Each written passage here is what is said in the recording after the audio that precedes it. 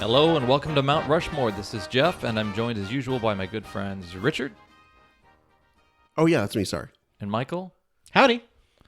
We were going to record this, but then my computer was stolen, but then right in the middle of it, a hand reached out from heaven and grabbed it, gave me my computer back. A very rich person came and said, I have a free computer for anyone who needs it.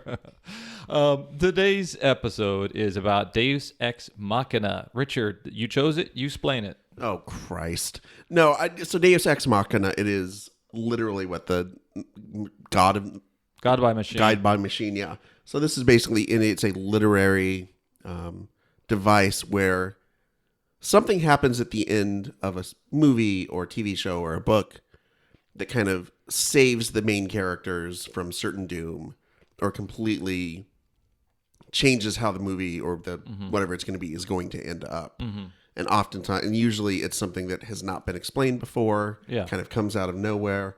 Oftentimes doesn't make a lot of sense if you really think about it. Mm-hmm. In a lot of ways, it is the lazy writers, oh shit, we've written this whole thing. Yeah. And now we have to wrap this up. And I don't know how to wrap this up. And I say that because... So my first pick is Batman the movie where the dolphin saves the day. No, okay. You didn't like me jumping in there to save your didn't really. Tired explanation of... No, I had a good explanation. You know, in my... well, you can come back. No, okay. Well, let me jump in real quick. So, I was a creative writing major in college. You won't stop talking about this. One of my majors smells like patchouli cigarettes. That's because I eat patchouli cigarettes. That's part of my... Oh, wow. So it's a health thing. It's a health thing. No, and I was not a very good writer, although I majored in it, I don't think. And my problem was all my professors would say, you write very good like characters and dialogue, but your endings suck. Oh. Like your stories just sort of come to these like out of nowhere, like there's a fight or something random just sort of happens. I could not get away from the Deus Ex Machina as a writer if my life depended on it. Yeah. So thinking about that kind of got me thinking about this topic. In my college theater and Western Civ class, they explained that in performances of Greek tragedies, literally they would lower a rope with a person pretending to be God on it, and a machine would lower the rope, and then they would give the ending to this thing and say get it, wink. This is not on my list, and I don't know if it is on yours. Shut me up, but the church fuzz sketch from Monty Python, where at the end, literally giant hand of God, like in the big Monty Python top hand, comes down and fingers somebody as the person who did it because. After all this police work, it's just God just says. I was going to give another Python connection. It almost seems Deus Ex Machina almost seems the opposite of the foot that comes down and squashes everything. Right. It's the thing that comes down and saves everything. All right, Michael, Richard Dunn chose it, so you done start it. Mine is from the 1960s movie, Batman, the movie. Batman 66? I don't know if it actually happened in 66. Let's say it did. Let's say, but right around then.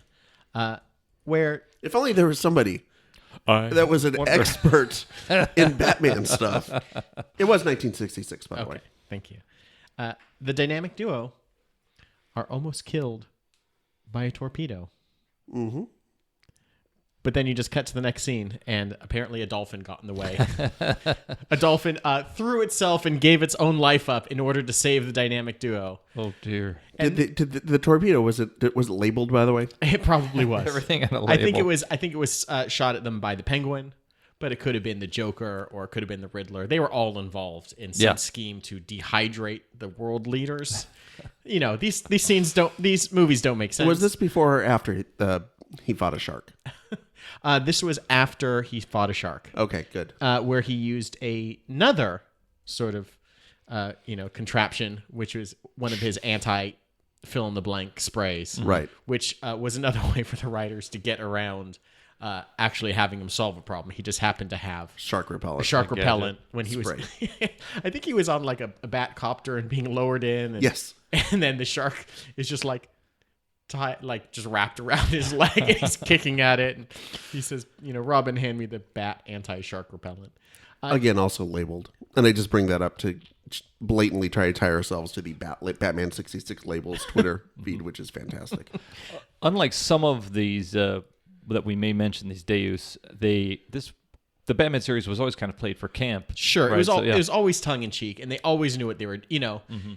It's fun to look back at it as someone who understands what they were doing, versus like being a kid, and it was just like weird and silly, and you weren't in on the joke. But then obviously they were writing themselves out of situations because they're like, "Who cares? It doesn't matter.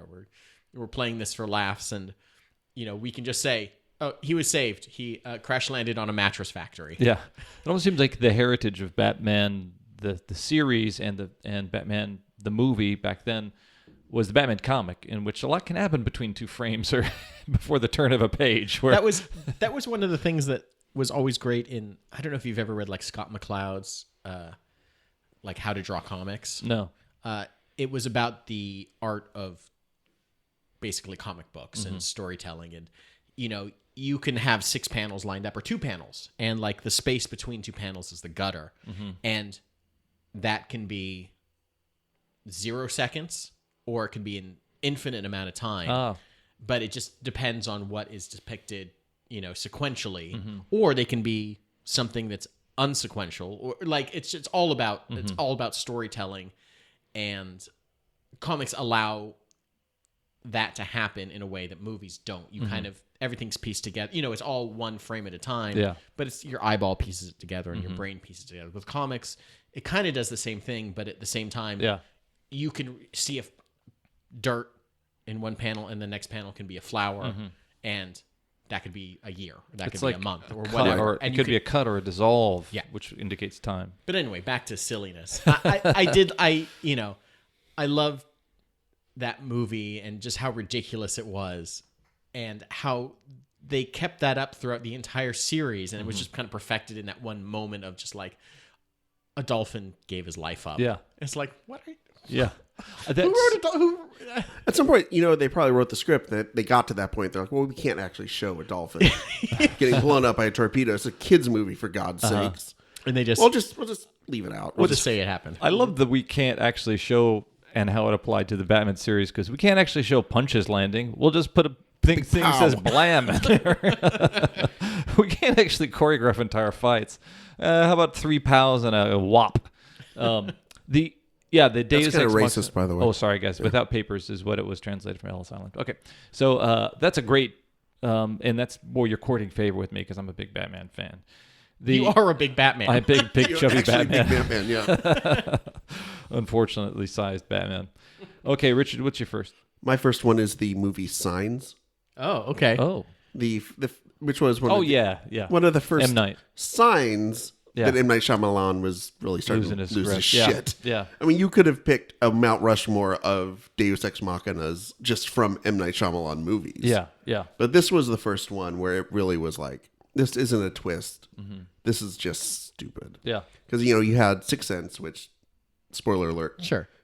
that's They gave you a lot of clues, Right. that led up to it that you start to piece back together. You're like, That makes sense. That makes sense. Okay, yeah. And then Unbreakable, there's not even the twist isn't really like, Again, he was very good at leading the way into the ending, even if you didn't realize what was happening. There were enough breadcrumbs. It's like this. It's like reverse storytelling, where like you work your way backward from it. once you get to the end, you're like, that all makes sense. I could see why it would be confusing. And his movies were also so very slow paced. Yeah, as a creative writing major, that process is called getting your shit together. Something clearly I did not do very well. So we have those first 2 movies. Then we get to Signs, about an alien invasion, and there's Iowa, I guess, farmer that the aliens are coming in. And it is established throughout the entirety of the movie. It's super advanced, kind of, I guess, Geiger-ish sort of aliens, right? Yeah. Yeah, they're kind of that cross between a very standard alien and something a bit more gangly. Yeah, but they're supposed to be, incredibly powerful, incredibly just, the type of alien sort of killing machine. Until we get to the very end of the movie, when one of them gets water poured on them. Yeah. And it starts to melt. And then it turns out, hey, these aliens, allergic to water. Yeah. It's like acid to them. And then it starts to rain, right? And then No, he just Well, I think the Joaquin Phoenix character is like a former Baseball. minor league baseball player. That's right, yeah. And he just starts swinging away, and like that he says swing away or something. Yeah. And that was I've seen this movie way too many times. Yeah. And he starts knocking all over these glasses of water that their daughter, who is I don't know if she was autistic, but she was very silent, and she was very like after their mother died, she started like randomly leaving glasses around. And I think that they kind of did that sort of breadcrumby thing where they would keep doing flashbacks, and the mom would have like these premonitions about what was going to happen and tell them to swing away, and then she would leave these waters around, and he would just, oh yeah, I can just swing my bat against these glasses of water that I've left around the house. And right. Was that a Kill the discovery that wasn't something he meant to just hit the... Yeah, he was just swinging his bat, and there happened to be one of those glasses Yeah. there, and he hits it, and it falls over, and it's like... Yeah. So then he decides to hit it like into the furniture where there are all this Yeah. like water stuff, and it kills it. It's very much in the kind of realm of War of the Worlds. Yes. Yeah, I didn't know if you were going to choose that. I didn't want to mention it. I it's was very thinking about it. very similar, that sort of idea of here are these all-conquering aliens, but it turns out there's a bacteria. Yeah. They didn't think about this first before they went to this new planet. Maybe we should get suits. Yeah. Same thing here with these aliens. It's like, Sword this planet is covered with mostly what? Water. Yeah, this should be okay. we will be fine. What is all that blue stuff that is on there? I don't know. I love these alien robots. Yeah. Neat merp. Beep, boop, boop, boop. Why are we robots? We're organic. Yeah, no, it's- we're electronic. Also, how come the aliens can't open that door? Do they not have the ability to open doors? They can fly spaceships and... Jeff, can you do a suction cup noise? Yeah. That's what their hands are like. Can I do a Can suction they cup? but they can just kick it down, right? They're really strong. Apparently, these aliens suck. Let me ask you. Like, what I'm saying is two these things, like, aliens, not so good. the Deus, there's two, I think, bits of arrogance going on. There's on behalf of the author and on behalf of the viewer. As a viewer, my arrogance that I'm an intelligent person is usually insulted when there's some little thing that the storyteller has hidden and then revealed to me at the last minute that is the connective tissue that solves the problem of the central problem of the character, and that makes me mad. So when a Deus Ex something happens, I usually kind of get mad that I get fooled. But then there's the arrogance, I think, of the creator, in which they often use the Deus Ex to save or to topple a character and reduce them, let them be the idiot in the story. Like Right. this little thing, they are now the lion that gets saved by the mouse, pulling the thorn out of its foot. So Yeah, and also keep in mind, this is also, in terms of arrogance, one of the first major M. Night Shyamalan acting roles. oh, that's right, yeah, Because he's the guy who's the accident that kills his wife, that kills Mel Gibson's wife. Yeah. Then he's the one who says they don't like water and kind of trapped one of them. Because that's, an acting role that that fucking guy should be doing. yeah. I remember watching this and just being like, because it's a pretty good movie. And then like the last 10, 15 minutes, it's like War of the Worlds. It's like, Yeah. what the fuck just happened here? It's just lazy. And there's not like, other than like her leaving the water glasses out, there's never really quite explained right. There's all these different reasons. I thought it was just like a little kid who just doesn't. Yeah. He always wants to get a glass of water. And it's not like it's a metaphor for something even that I can tell. It's just, we need something to kill them. Oh, there's a lot of water on Earth. That would be a good thing. I know that the Mel Gibson character was like a former priest or something. Yeah. So part of it was like refinding faith and Being anointed and all. Yeah. So the whatever bits bullshit. and pieces there. Holy water. Okay, so what's your second one, Michael? Speaking of water, Oh no, we're just gonna do the same one again? Yeah. the movie Sign. No, it's The Wizard of Oz Oh, yeah, of course. and the Wicked wow. Witch accidentally getting splashed with a little bit of water, and that being her downfall. Yeah. Out of nowhere, Who knew? and it's just like I'm melting. There you go. She gone. Sure. They did. The book lays more ground for this. If you really? read like The Wonderful Wizard of Oz, like she's a bit more like aquaphobic, and there are elements where the Wicked Witch is maybe she doesn't do well with water. Oh, okay. Like they kind of talk about. But in the movie, if the one that is most famous, it's funny how there's always like a thing that if there's multiple versions, there's one that just becomes dominant. Yeah. And that's just culturally, that's how you know it. So when they chose to not lay any groundwork for all of a sudden water just killing her, Yeah. you're kind of like, wait, what? So she's just dead now.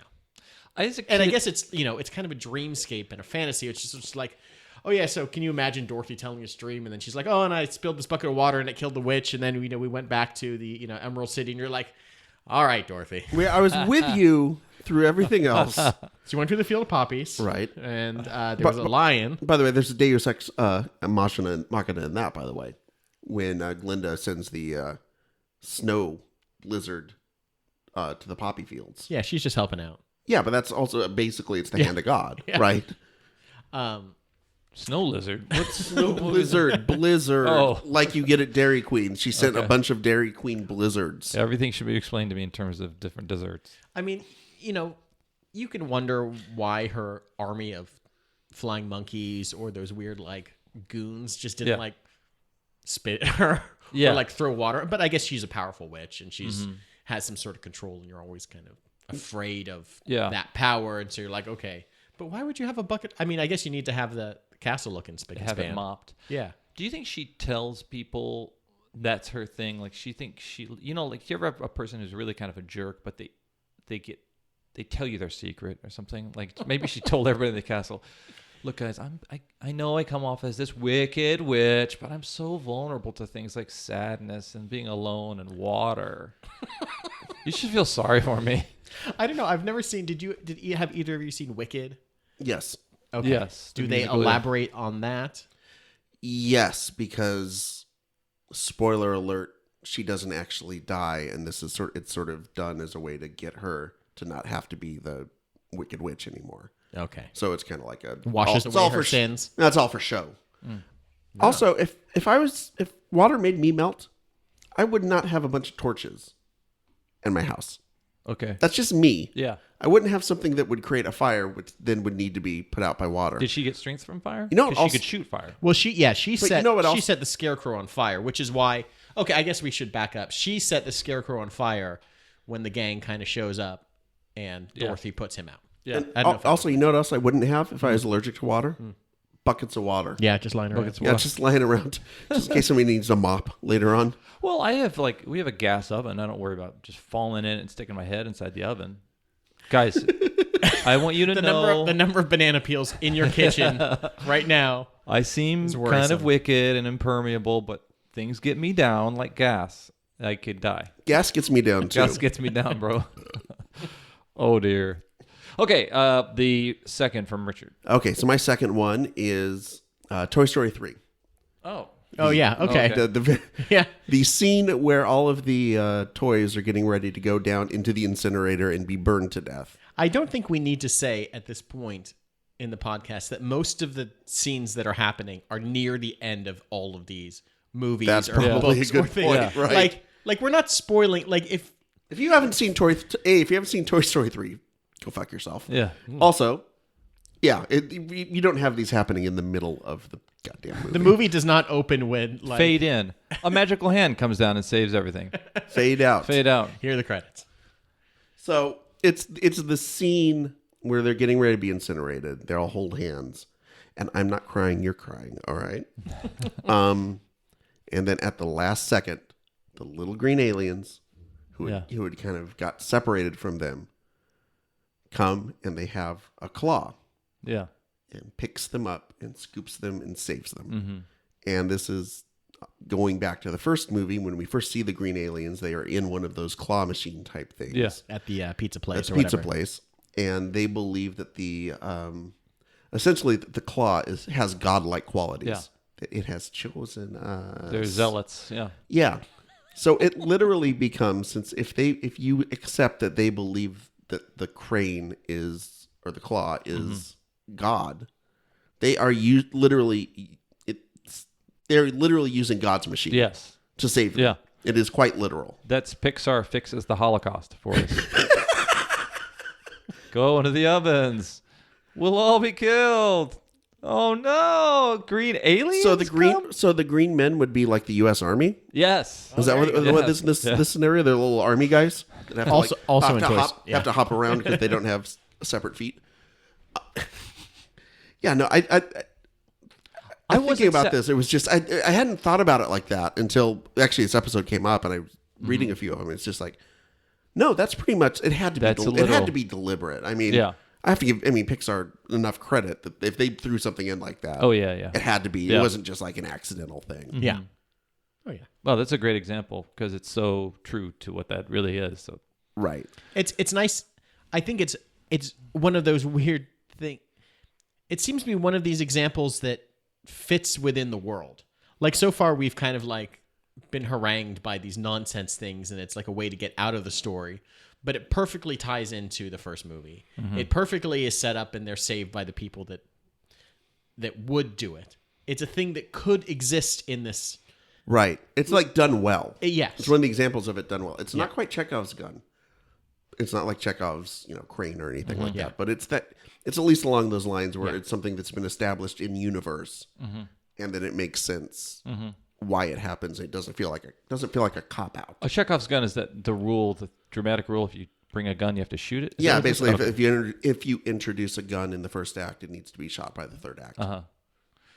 There should be a new gun law in the United States. Chekhov's gun law. No waiting period, but hey, listen. If you're going to have the thing, you got to shoot that fucker, okay? All right, so each of these gentlemen, I use that term loosely, have told us their two choices, which represents the first half of this Deus Ex Machina. Guys, it's just me, just Jeff talking to you right now. Save me, seriously, get me out of this. I mean, I do so well as a host of this podcast, but these guys, they're so smart and they're so funny and stuff like that. I just look like an idiot. So I'm looking for you, the audience, to reach down into this podcast and save me, pull me out of this. And you can do that by going to Facebook and typing my name and saying Jeff Hopkins is the best, and saying go on their Twitter and say Jeff Hopkins is pretty great, and then download and rate and review. All the ratings should be Jeff Hopkins is great, Jeff Hopkins, I love Jeff Hopkins.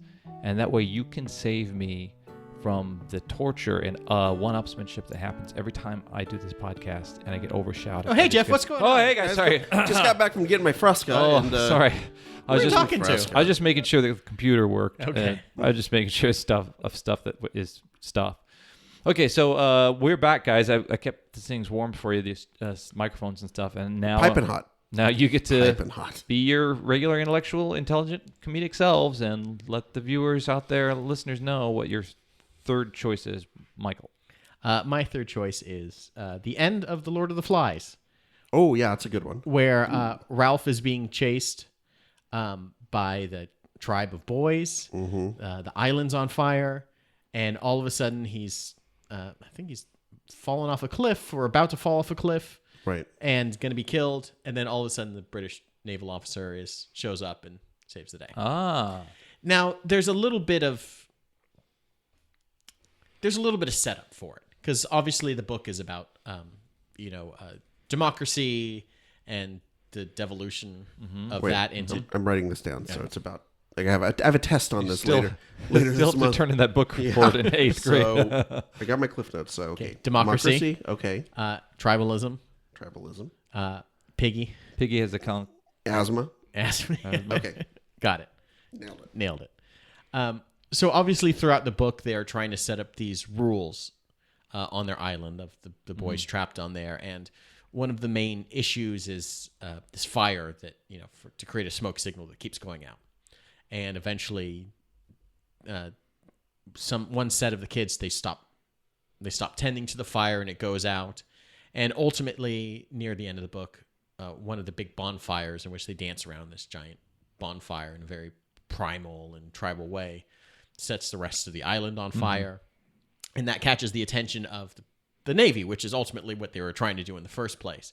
But it just so happens that the lead hero character is saved right as he's about to be killed, is that sort of like, Deus Ex Machina moment of like, well, I guess so. Like, I guess you set it up, but would there be any sort of it seems like the movie would have, or the book would have had more of an effect if he died. Mm-hmm. But they didn't. They just saved him, Mm-hmm. and they kind of move along. Oh. And there So you go. so it was kind of an unsatisfying. I think so. I mean, ultimately, these kids kind of break down and start crying, and They become kids again. yeah, Like 10-year-olds or however old they think they are. and Yeah. it's very convenient that the British Navy comes in to save the day and to save, kind of saves the tribe and saves this island country, and the British are like, I can't believe this kids, they're ashamed of these kids of having gone back into this primal form. Yeah. But what I thought was funny, and it's funny because I almost put like a Simpsons episode on here. Oh, really? The Gee, that would have been weird. A Simpsons episode on a Simpsons reference on the show. And there is an episode that basically parodied Lord of the Flies. And at the end of it, and I totally didn't realize this until like I was researching this, they're saved. And then like there's like a narrator that says, and then the boy, everyone on the island was saved by, let's say Mo. And they totally just played on that and just, Right. and just joked around on that too. Is the joke that it doesn't matter who saved him? Sorry, I don't get it. Yeah. Yeah, okay. Yeah, okay, that they didn't have it real, like they're still on this island. They didn't have an ending to their story, and they're just like, okay, They got saved. They got saved. It worked out well for everyone Yeah. except Piggy and Simon. Yeah. What would you? This has to be one of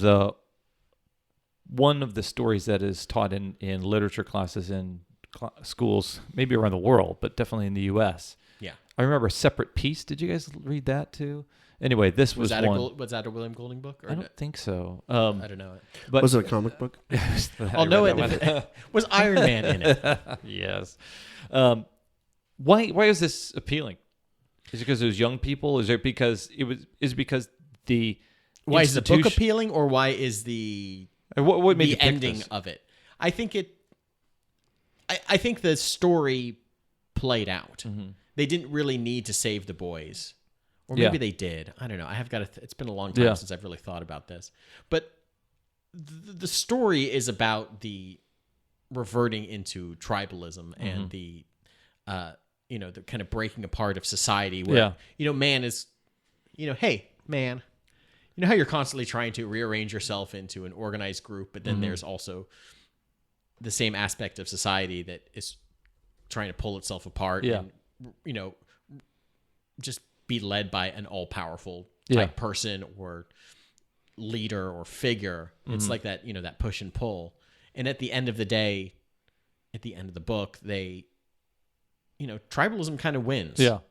And it's only until the authority shows up at the end to kind of set things right.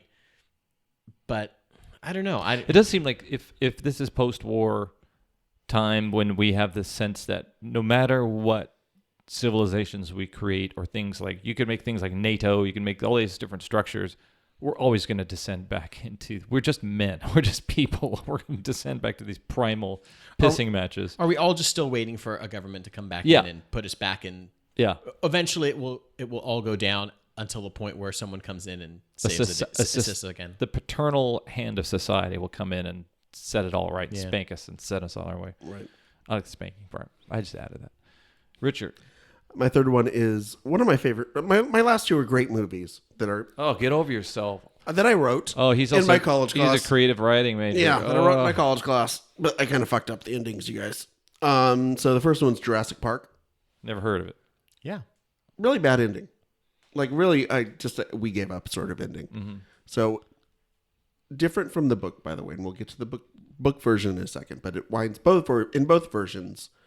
The people wind up being trapped in the visitor center of Dino Land or whatever it's called, Dinotopia. Hey, guess what? Every Michael Crichton book has an awful ending. He doesn't know how to get out of it. They're also all in a theme park, right? Right, Westworld, Westworld. Jurassic Park. What was the one? What's the back of the theme park that's about a virus that kills everybody? Remember that theme park? Yeah, Yeah, it's a fun one. That's hilarious. Andromeda Strain. So they wind up in the visitor center and they're trapped by these velociraptors. Yep. And it looks like it's curtains for them until out of nowhere a T-Rex bursts into frame, starts fighting with the velociraptors, kills and eats one of them, and the others scatter off. and then the T-Rex just leaves. Well, he does a thumbs up to camera, doesn't he? Well, that's what I was gonna. But every time I watch this, you almost kind of see like after it's done, Sam Neill and the T-Rex kind of lock eyes a little bit, and it's practically you could practically see Sam Neill kind of doff his Outback Jack hat a little bit, and the T-Rex kind of look back at him, give him kind of like a nod, like a no, we're good. Yeah, it's kind of like a Western kind of trope. Yeah, where like where the bad guy winds up getting shot by the reluctant hero, and they kind of look at each other with the other guy. I just want him to say, turn and go, I wrecks everything. And I guess in the book, Alan Grant's character, Sam, the one played by Sam Neill, actually winds up killing the Velociraptors with like poisoned eggs. Yeah, that's right. Is that right? Which is not a good ending, I don't think. But it's a better ending than just T-Rex, which, by the way, I know something. I know a little bit about dinosaurs because both my kids really love dinosaurs. T-Rexes are really fucking big. Mm-hmm. So if one is going to come storming across the landscape, you hear it's it coming. not going to sneak up on you. Oh, okay, yeah. Right? like it's not going to be out of nowhere. All this. He wasn't like secretly kind of shimmering. He didn't put on his T-Rex socks and sliding along the floor of the jungle. T-Rex ninja skills or anything like that. No, you would have heard this thing coming from half a mile away. And they established that early on, is that it's... He makes the ground shake. The most minor movements make the water shake, and you hear it, and it's just like, it sounds like the world moving. Mm-hmm. Perhaps the visitor center had like just really good acoustics. Yeah. Really good like sound deadening and Anderson floors windows and everything. Yeah. Did those moments work or did they fail? Because for me, those things all worked because I was caught up in the story. I think within the frame of the movie, it worked because there is an element of making this T-Rex this hero and having this hero shot, and having this iconic image. I think if the movie ended where they're rolling eggs to dinosaurs to eat and then keel over, it's just like, well, that might make sense within the world. And within a novel. That they established that these, they're oviraptors and they eat eggs and they steal eggs and that's their whole thing. Okay, you fill them with poison, then you get them to eat the poison. But for, a $100 million movie, you need a banner that is floating down that says when dinosaurs ruled the earth and roaring and... Oh, yeah, no, I remember watching it the first time, and it was so visually amazing that you kind of didn't think about that too much. Yeah. But it's like the second or third time you watch it, now that, I've seen it how many times now, especially with the kids, it's like, why would the T-Rex even want to kill the Velociraptors? No, it would be say the fuck chomping on a Brontosaurus next pen and it would over. just immediately kill them next. Like Yeah. It almost seems like the enemy of your enemy is your friend, and then until they kill your enemy, the one to eat you. Yes. and then you're their enemy. God, you're right about the Michael Crichton thing. I was thinking about Disclosure. Yeah, where literally just whatever his name, Michael Douglas's character, just gets an email from a friend with all the information he needs to save himself. A lot of his Congo. Does Congo have a? Congo ends where like the giant volcano erupts. Yeah. And kills all the monkeys. So hand of God. Yeah. I got to think of some of the other ones. Like I would say Sphere, but nobody saw that, so who the hell knows? I was a big I read all of his books. Sphere was just weird. Right. It was just a strange one. I think they end Sphere. I don't know if the movie ended this way, but the book ended in that they just decided to collectively forget that they had these magical powers from aliens. Oh, that's literally what happens. They just. Are you mixing this up with Cocoon? No. They just agreed to, okay, if we can control reality and we agree to control reality, let's agree to forget. And it's like 1, 2, 3, and then they are saved. Although the only one I would also Twister is another one. Although I would argue that pretty much having the final scene be a tornado wiping everything out is just in keeping with the entire rest of the movie, which is pretty much the same thing. That may be one of the examples of the Deus Ex Machina just showing up over and over and over again in the movie. Yeah, just God repeatedly. is just smiting the shit out of everybody through. Okay, Michael, what's your next choice? My last one is ridiculous, and I apologize. It is... Well, don't say it if it's ridiculous. Yeah, we'll skip you. We'll okay, move on. End of podcast. It is the ridiculous music video for Cyndi Lauper's Ooh. Goonies Are Good Enough. Oh, so I was at a bar last night, and they they showed the movies. Sometimes they'll show it on DVDs. They had Goonies on. Uh-huh. Ridiculous movie. Also a ridiculous movie with a questionable sort of ending that verges on Deus Ex Machina. Yeah. But in the music video, which I found randomly, I think Emily and I were driving home from dinner, and this song was in my head, and I was like, "We gotta let's look up the music video." And this was a few weeks ago, and in the music video, it kind of plays along with the Goonies theme, where Cyndi Lauper and her parents, or her dad being Captain Lou Albano, in that weird era of the 1980s where music videos were new, and wrestling was all of a sudden on television everywhere. Yeah. And so she plays like the daughter, and they own this gas station, and they're trying to save it from, I guess they owe money to someone. And then the rich people show up, and this limo shows up, and out steps Rowdy Roddy Piper. Out steps the Iron Sheik. Classy Freddie Blassie. And classy Freddie Blassie. And I guess they're like, they reject the money that they're going to give them, or they reject like the cookies they're going to give them.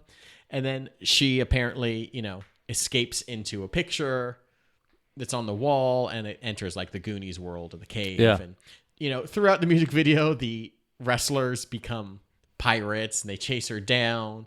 And at some point, before it cuts to part 2, because it's like a 7-minute music video that's intercut with like different of the film, different aspects of the film, and they had all the characters that were on. They kind of reprised their roles on the ship, and it's nonsensical. I mean, it's a dumb music video. Before it cuts to part 2, she like asks for help, and then it cuts to Steven Spielberg, who's sitting there watching this on like a monitor, and he's like, "Yeah, I don't know." So anyway, it goes back to part 2. She's still being chased by the wrestlers / pirates, comes out of the frame. All is lost. All of a sudden, this Woody station wagon explodes, and Andre the Giant is there.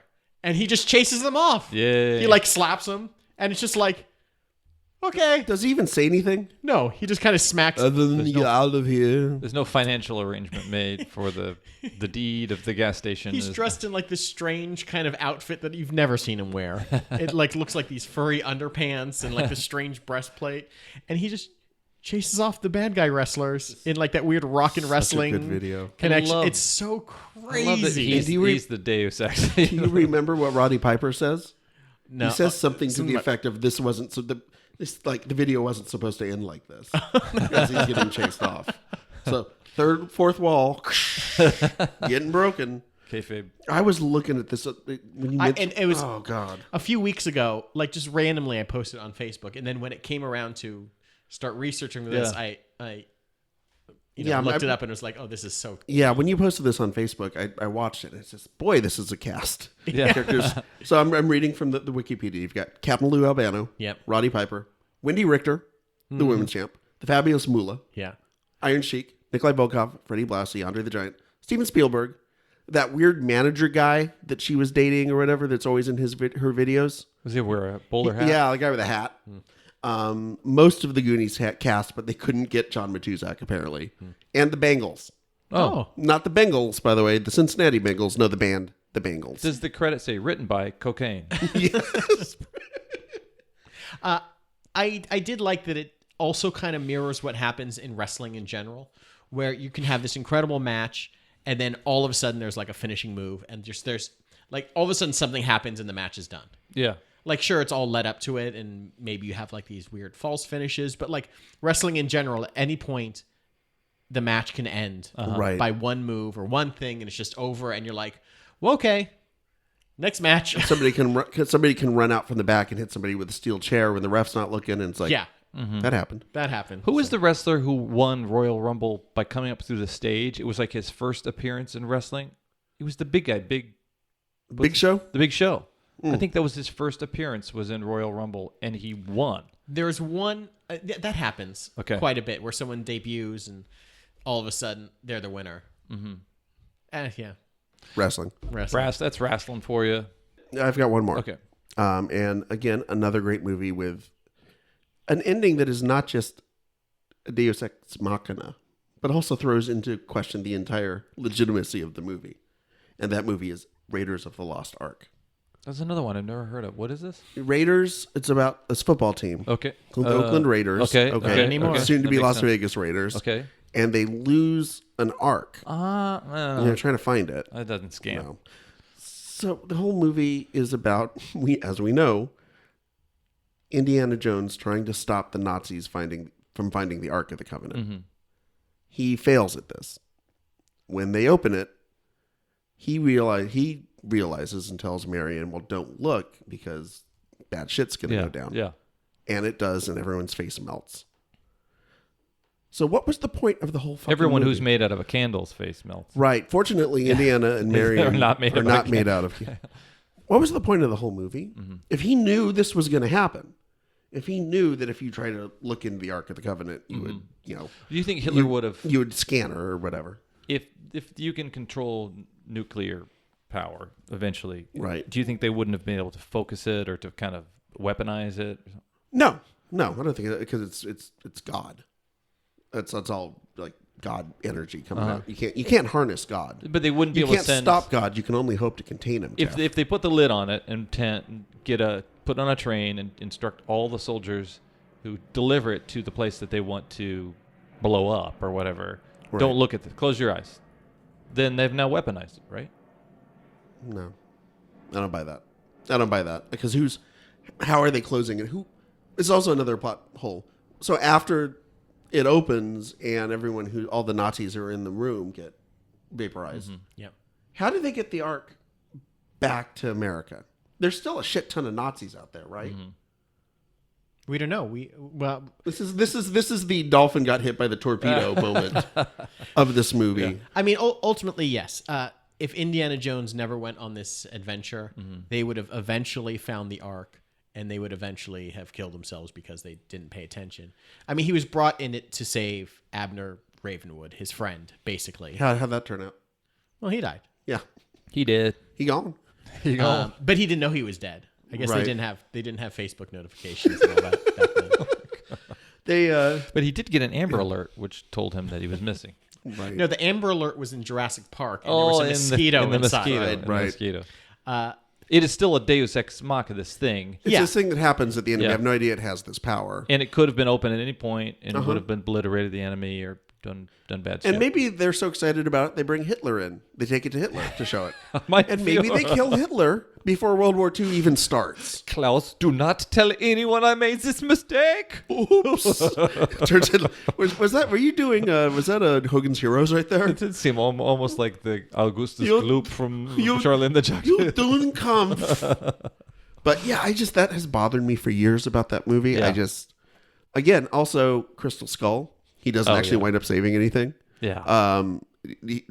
Everything happens in spite of him. Mm-hmm. Also, Holy Grail. Pretty much everything happens in spite of him. Yeah.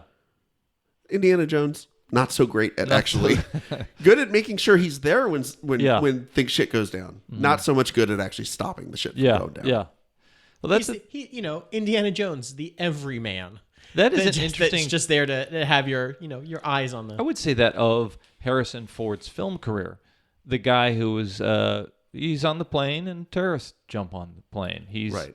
he's got these replicants he's got to shoot down, but he didn't go looking for replicants. He's retired already. He's in a bar and he's in a cantina, Yeah. and some dopey little kid shows up with a bunch of money, wanting him to go make a run. And no questions asked. No questions asked.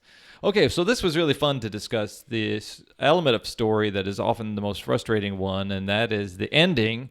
And sometimes that ending is facilitated by a force that has been unseen throughout the entire film in the form of a Deus Ex Machina. And it can be satisfying. It can be exhilarating in the moment, but it leaves you walking out of theater and going, did that need to happen that way? Was that a cheat on behalf of the storyteller? I am going to go down the things that I thought were the most compelling. Science, you made me think about how spooky that movie was, and the fact that I was very much caught up in it. And my wife and I went to see it on a date. And usually when you go out to a movie and you're dating somebody and you go home, you think maybe I'm going to get a little something, something. Mm-hmm. We were too afraid to have sex because of that movie. Wow. I know my Also wife. afraid of water. Afraid of water. My wife doesn't listen to this podcast, so I'm not worried about her hearing this. Wizard of Oz. I thought that was great. I thought that was a really compelling choice. Water is 2 for 2 so far. Yeah. Water, taking out enemies. And then I'm going to go Toy Story because that was an incredibly dramatic moment. You think you kind of have this agreement with Pixar that when you go see one of their films, that you're not going to think that you're in the Holocaust, Right. heading into the oven of Dachau. Well, except maybe for Cars 2. It's sort of the Holocaust if you have to Totally. watch a Larry You the have Cable to Guy watch the movie. Cable Guy. Oh, I wish I was in. Okay. And then Lord of the Flies is my fourth choice. So that makes it a split. It's a split. It's 2 and 2. Is this 2 weeks in a row we've gone 2 and 2? I believe we have. Yeah. Oh my gosh. Okay. Well, we'll have to fix that the next time. Trading blows. Trading Richard. blows. Well, this has been a fun subject. This has been Deus Ex Machinas, and next week we're excited for our subject, which is IKEA. So, am I right? Yeah. So go. Everyone's always excited to go to IKEA. Everybody's always excited. Loves it. So go purchase a comfy chair. We're going to construct this episode next week. Ruin your hands assembling it. We'll see you next week. I am Jeff. I'm Richard. I'm Michael. I have a full-on erection. Oi.